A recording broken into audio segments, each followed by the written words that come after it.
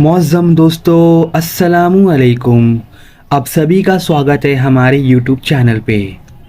The last time I spoke to one brother who was smoking like a chimney, and believe me, everyone agrees smoking is a bad habit. Brother, quit it. He says, who are you? I said, the Quran says, do not use your own hands to destroy your own selves, and do not kill yourselves, for indeed Allah is most merciful upon you. So this is a way of harming yourself. Do you know what answer he gave me? He said, well, you stop breathing. I told him, what do you mean? He says, if you breathe oxygen, 70 years later you die. It took me a second to figure that out, but I was shocked. I said, what a statement. So he's saying oxygen also contaminates your system. Stop breathing.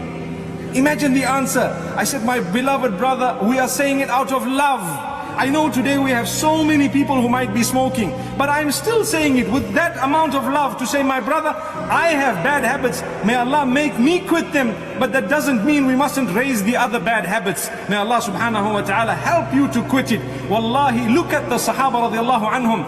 As soon as Muhammad sallallahu alayhi wa sallam uttered the statement, they immediately surrendered to it. I want to give you one example.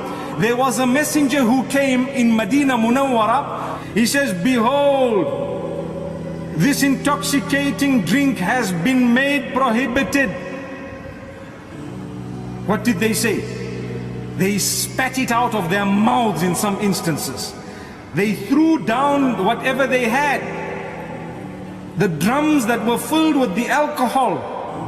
That is why they were Sahaba radiallahu anhum. They dropped it, they blocked it, they stopped it, they threw it away, and they said never again. Alhamdulillah, Alhamdulillah, Alhamdulillah. All thanks is to